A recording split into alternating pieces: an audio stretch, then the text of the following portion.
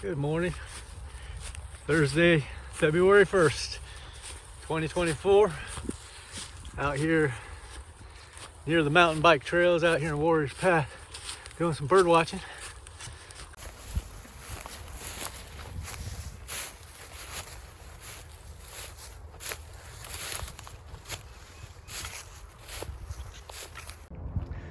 This looks like this is Magic Carpet trail going down that way, ridge top. That's where I'm at, is a ridge top. Had a great view out here. It's a really nice day, nice and sunny. It's about 44 degrees. Down there is the Warriors Path Lake. And then this way, over there to the right, there's mountain bike trails all in these woods over here.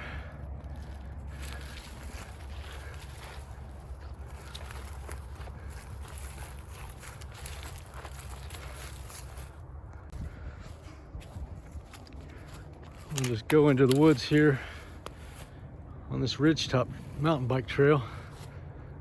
Saw a few birds over here just a minute ago. Just saw 5 white-tailed deer cut across here, go into the woods over here. I thought it was on the ridge mountain bike trail. I might have got off of it. Let's see what this sign says.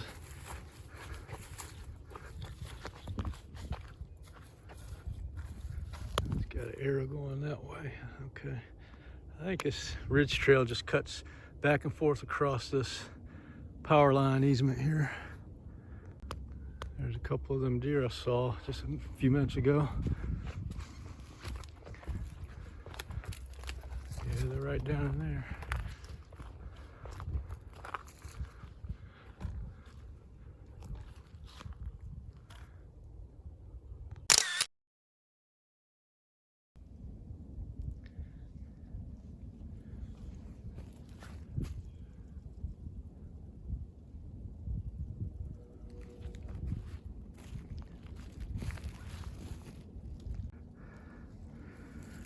And I'm walking down this, along these power lines down through here. There's another trail that's crossing. It's probably the same ridge mountain bike trail.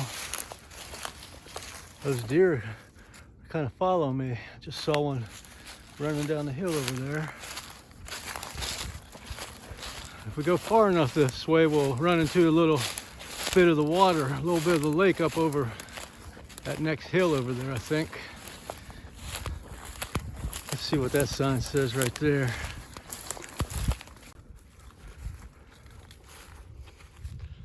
This is Paw Paw Creek and Whitetail Trail. So yeah, these are different mountain bike trails. We'll head down Paw Paw Creek towards the water. So I'm assuming this is the Paw Paw Creek trail that comes out of the woods there and goes down here. There's a couple more signs down here. Let's see what those say. If anybody knows anything about airplanes, let me know what's going on there. You got a little airplane flying. It looks like it's slightly above and ahead of a larger airplane there. I'm thinking some type of underway refueling or something. I don't know. Interesting.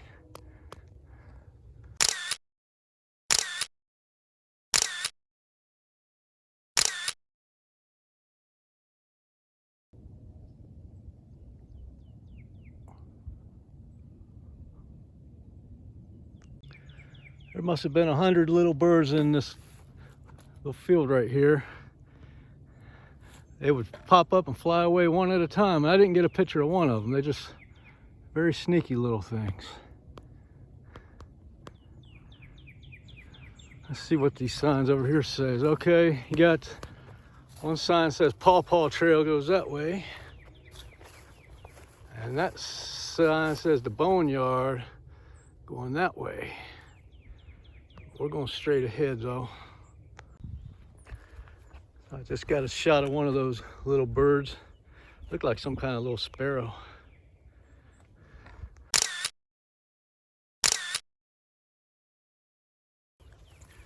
There's the Warriors Path Lake through the trees there.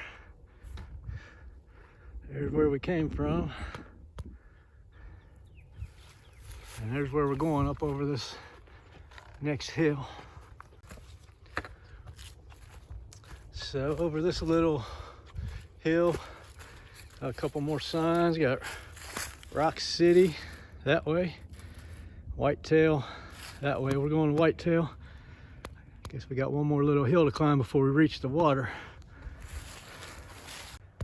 That farthest ridge up there is where we started. And we're on the Whitetail Trail. And it goes off into the woods that way, but I want to go down this way and get a glimpse of the water.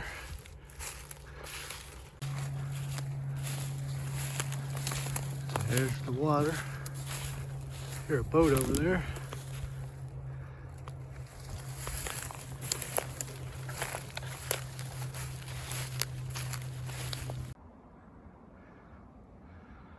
Over there on the other side of that hill is the Devil's Backbone Trail. Comes out around the base of that hill there and goes across this way, across the water there, and goes on in there.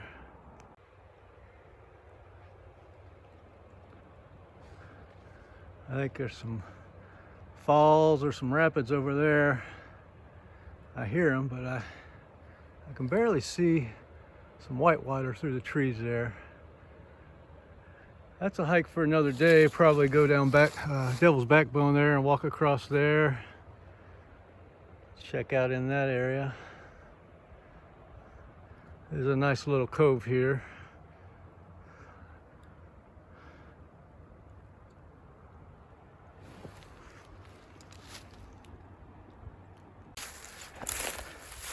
So there's a little trail here. No signs.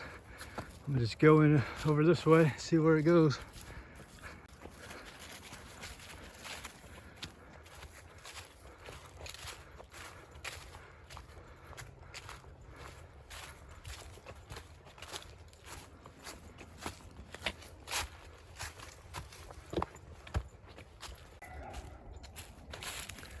There's a nice little point down here. Get a pretty good view. Couple Canadian geese down there.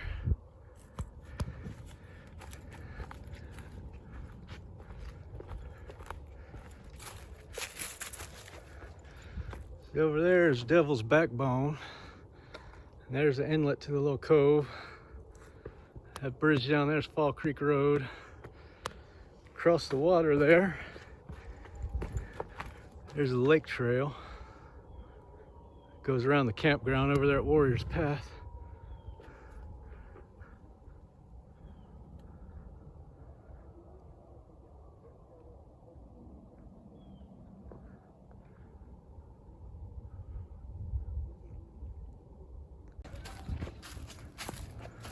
I hear a belted kingfisher.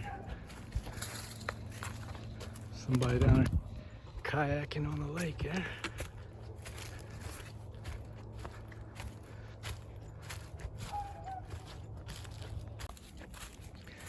If you're a mountain biker, it does look like a fun trail here.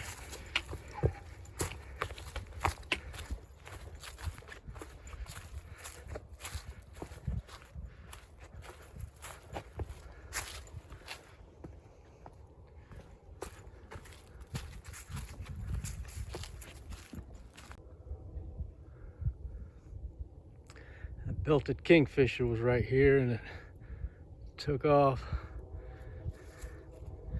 Some boaters out there on the lake.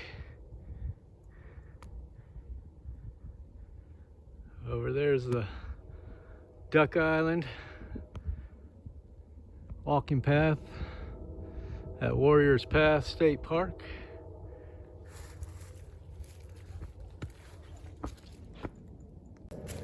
So that was the Rock City Trail we were on. We just come out of the woods and the trail takes you out here. And we still gotta go up to that ridge up there walk for a little bit here on this pawpaw trail. Those birds are back in this field over here. I'm trying to get a picture of one. These birds are very shy. You don't see them until they pop out, and then they go right back and hide again. Dang near impossible to get a picture of them.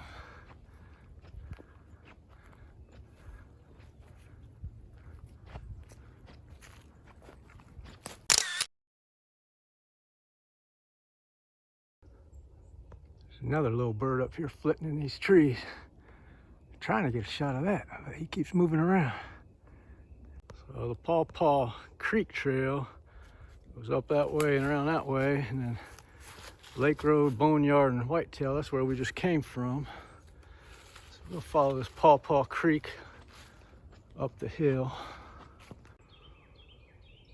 Little woodpecker, probably a downy woodpecker, up there on that tree.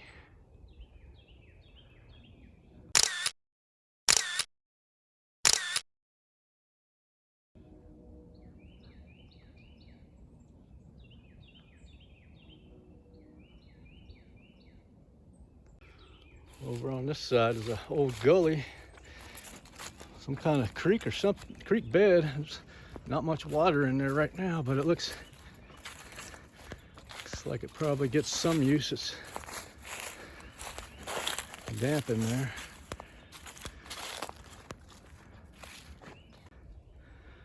More deer. 2, 3, 4, 5. Probably those same 5 that I saw earlier.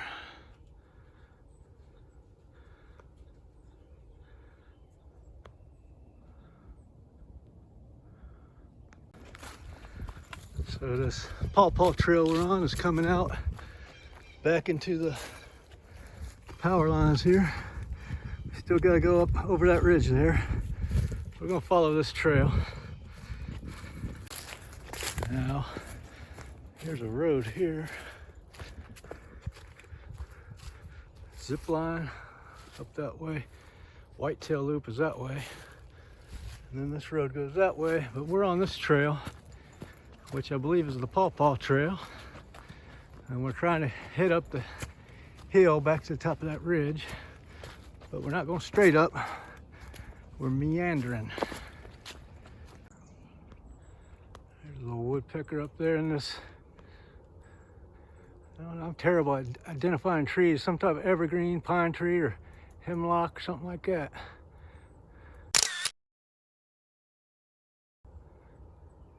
He's just going about his business, absorbed in his work. Got a red-tailed hawk up here, circling around, investigating the scene.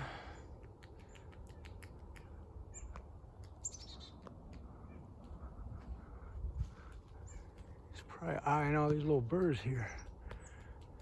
Or he could be eyeing me.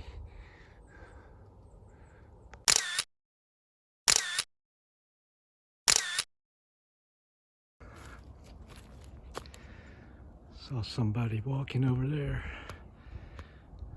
on that hill over there, across that canyon on the other hillside over there. Somebody walking. Looked like they had a backpack.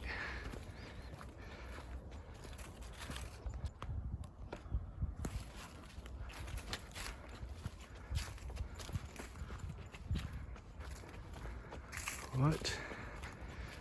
Of dry, wet. I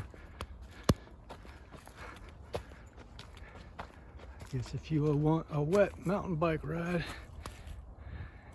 go down this way. Stay dry, go this way. And we're making it up to that ridge right up here. And we're coming back out of the woods here.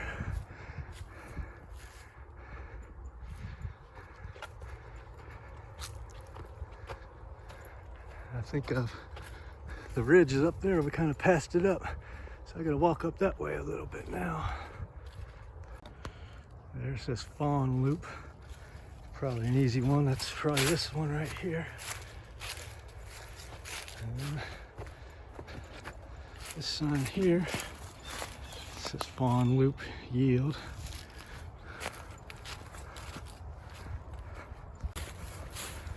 So we've come out on the other side of that ridge, and parking is right up there. That's gonna be it for this one. I'll catch you on the next one. Roger out. Nor can sympathy boast, and wherever self-praise enters in, sympathy passes out. If one speaks of his many deeds of kindness and complains of the ill treatment he has received in return, he has not done kindly deeds, but has yet to reach that self-forgetful modest, which is the sweetness of sympathy. Sympathy in its real and profound sense is oneness with others in their strivings and sufferings, so that the man of sympathy is a composite being. He is, as it were, a number of men, and he views a thing from a number of different sides, and not from only one side, and that his own particular side. He sees with the others men's eyes, hears with their ears, thinks with their minds, and feels with their hearts. He is thus able to understand men who are vastly different from himself. The meaning of their lives is revealed to him, and he is united to them in the spirit of goodwill. Said Balzac, "The poor fascinate me. Their hunger is my hunger. I am with them in their homes. Their privations I suffer. I feel the beggar's rags upon my back. I, for the time being, become the poor and despised man." It reminds us of the saying of one greater than Balzac, that a deed done for a suffering little one was done for him. And so it is, sympathy leads us to the hearts of all men, so that we become spiritually united to them, and when they suffer, we feel the pain. When they are glad, we rejoice with them. When they are despised and persecuted, we spiritually descend with them into the depths and take into our hearts their humiliation and distress. And he who has this binding, uniting spirit of sympathy can never be cynical and condemnatory, can never pass thoughtless and cruel judgments upon his fellows, because in his tenderness of heart he is ever with them in their pain. But to have reached this ripened sympathy, it must need be that one has loved much, suffered much, and sounded the dark depths of sorrow. It springs from acquaintance with the profoundest experiences, so that a man has had conceit, thoughtlessness, and selfishness burnt out of his heart. No man can have true sympathy who has not been, in some measure at least, a man of sorrows and acquainted with grief. But the sorrow and grief must have passed, must have ripened into a fixed kindness and habitual calm. To have suffered so much in a certain direction that the suffering is finished and only its particular wisdom remains, enables one, wherever that suffering presents itself, to understand and deal with it by pure sympathy. And when one has been perfected by suffering in many directions, he becomes a center of rest and healing for the sorrowing and broken-hearted who are afflicted with the affections which he has experienced and conquered. As a mother feels the anguish of her suffering child, so the man of sympathy feels the anguish of suffering men.